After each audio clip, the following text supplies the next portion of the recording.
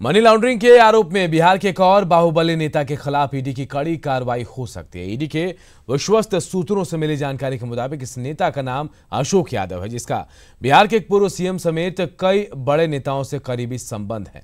बताया जा रहा है कि अशोक यादव समस्तीपुर का रहने वाला है और पैसे की उगाही डकैती करके उसने रोसड़ा, समस्तीपुर, पटना, झारखंड समेत दिल्ली में कई जगहों पर अवैध संपत्तियां भी जमा की हैं। कई संपत्तियां उसने बड़े नेताओं को बतौर गिफ्ट भी दिया। इसके बारे में पूछताछ करने के लिए ईडी ने कई बार अशोक यादव को नोटिस जारी कर हाजिर होने को कहा, लेकिन वो कभी भी ईडी के सामने पेश नहीं हुआ। 3 बार खुद ईडी की टीम उसको हिरासत में लेने पहुंची, लेकिन हर बार वो फरार हो जाता है। एक बार फिर से prevention of money laundering act के तहत ईडी अशोक यादव को कोर्ट से समन जारी करवा सकती है। अशोक यादव पर शराबबंदी के दौरान नेताओं के शह पर शराब की तस्करी करने का भी आरोप है।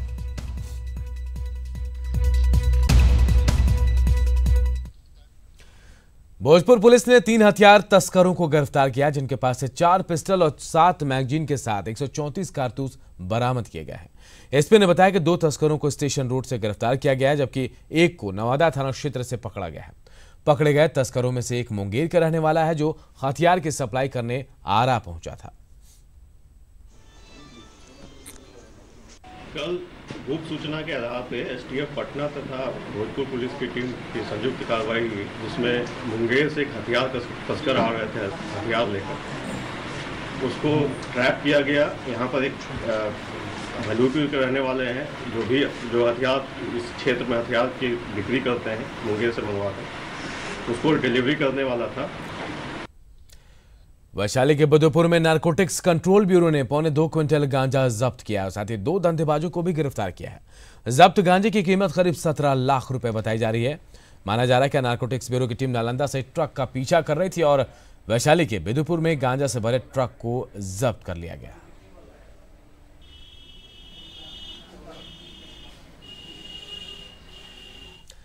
गोपालगंज में बीजेपी नेता कृष्णा शाही की हत्या कर दी गई। वो बीजेपी व्यावसायिक प्रकोष्ठ के प्रदेश प्रभारी थे। कृष्णा शाही हथुआ के चैनपुर स्थित अपने घर से कल रात मांझा के लाल बाबू राय के श्राद्ध कर्म में शामिल होने गए थे, लेकिन फिर वो घर वापस नहीं लौटे।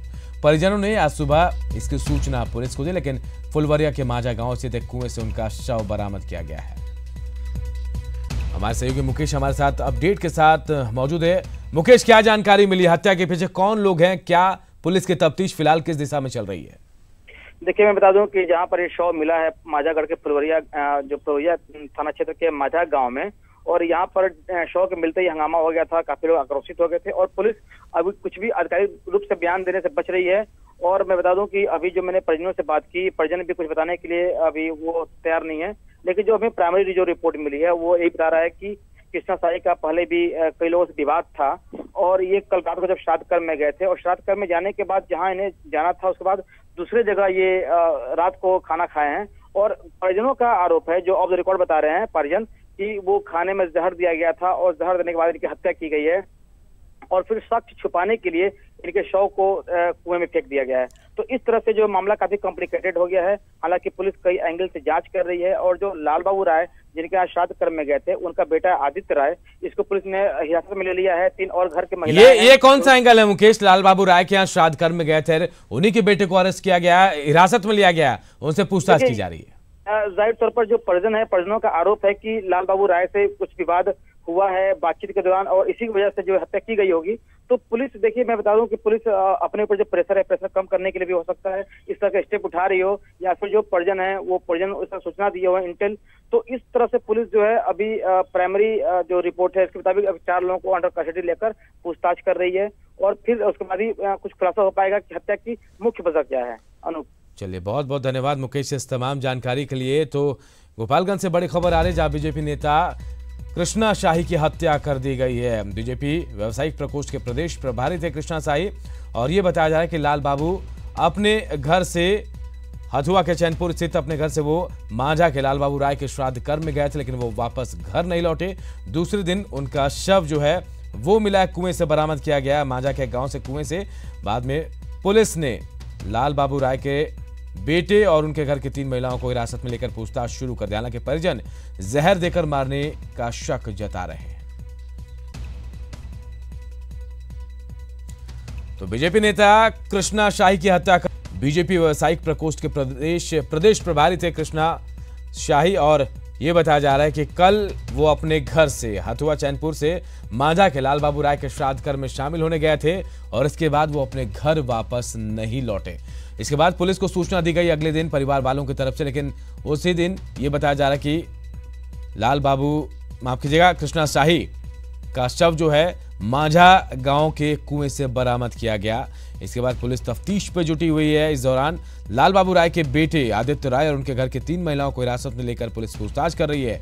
वहीं ये भी जानकारी मिल रही है कि कृष्णा शाही कहीं खाना खाने गए थे और उसके बाद उनका शव दूसरे दिन मिला। परिवार वालों का कहना है कि जहर देकर उनको मारा गया है और गुमराह करने के मकसद से, पुलिस को गुमराह करने के मकसद से शव को कुएं में फेंक दिया गया।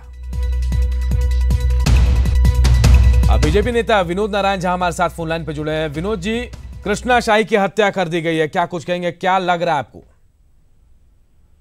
देखिए, पूरे बिहार में जो हालत है, सर, एक दूसरे को तहमौत का खेल चल रहा है राजद और जदयू में। किसी को मतलब नहीं है शासन प्रशासन कैसे चलेगा। कानून की राज का दावा करने वाले नीतीश कुमार की धज्जियां उड़ रही है। आज लोग इसलिए सुरक्षित हैं, वही सुरक्षित हैं जिसे अपराधी मारना नहीं चाहता है। यदि किसी को अपराधी मारना चाहे तो कोई रोक नहीं है। रंगदारी का बाजार गर्म है, हत्या का बाजार गर्म है और उसी कड़ी में ये गोपालगंज की घटना है। मैं तो निवेदन करूंगा कि नीतीश कुमार स्वयं जाकर एक बार देखें वहां की स्थिति को, क्या हालत हो गई है, कैसे अपराधियों के दहशत में पूरा बिहार जीने को संतप्त है। इसलिए इसकी हम जितनी निंदा करें वो कम होगी। यह अत्यंत दुखद घटना है और इसीलिए सरकार की जितने कानून के राज की जो परिस्थितियां थी वो लोग देख रहे हैं, समाज देख रहा है कि इतनी बड़ी बड़ी बातें करके ये लोग सरकार में आए थे और झूठ बोल के सत्ता में आने के बाद आज सरकार की लोगों की सारी लोगों की आशाएं निराशा में बदल गई है। विनोद जी, परिवार वाले कह रहे हैं जहर देकर मारा गया है, बीजेपी को क्या लगता है कौन लोग हो सकते हैं इसके पीछे?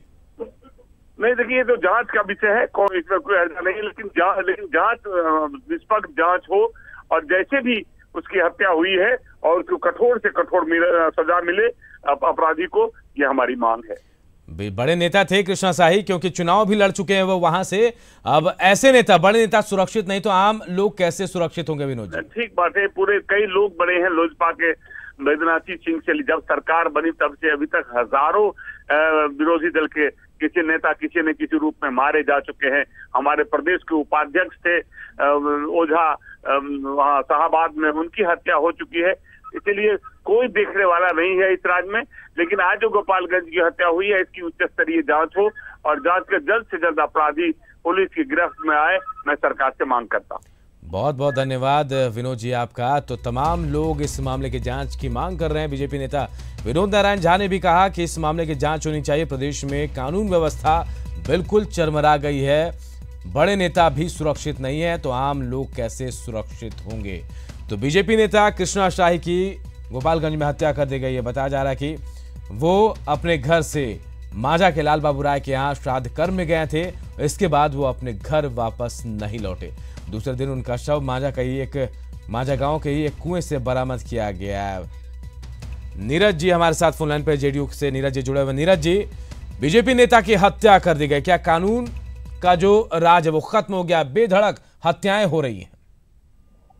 देखिए, ये दुखद है जो भी सूचनाएं मिल रही है, मुझे भी सूचनाएं मिली हैं इस संदर्भ में।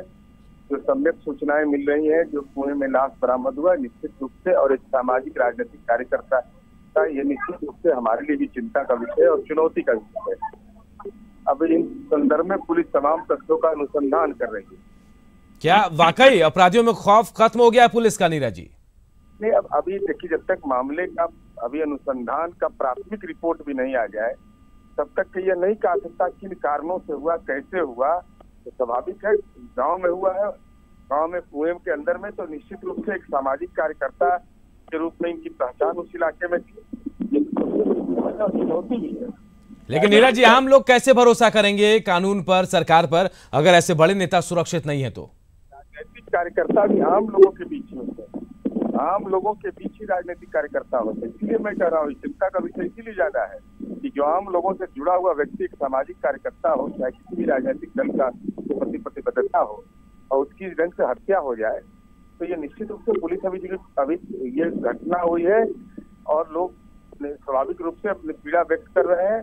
तो ऐसी स्थिति में जो प्रथम अनुसंधान का रिपोर्ट प्रथम दृष्टया भी नहीं आ जाए। लेकिन बीजेपी आरोप लगा रही, नीरज जी, आपकी सरकार पर बीजेपी आरोप लगा रही है कि जिस दावे के साथ आप लोग सरकार में आए थे वो दावे फेल हो गए हैं, कानून फेल हो गया है और इस मामले में नीतीश कुमार को खुद जाना चाहिए। मैं कार्यकर्ता, सामाजिक कार्यकर्ता के सवाल पर कोई राजनीति का एजेंडा अगर तय कर रहे हो तो उनको मुबारक। मैं इस संबंध में कोई टिप्पणी नहीं करूंगा, लेकिन अभी जब तक प्राथमिक रिपोर्ट ही नहीं है तो भाजपा के नेता से पूछिए कि उनको कोई जानकारी है तो बतावे, जानकारी है तो उनको शेयर करना चाहिए प्रशासन के साथ। चलिए, बहुत बहुत धन्यवाद नीरज जी हमसे बातचीत करने के लिए।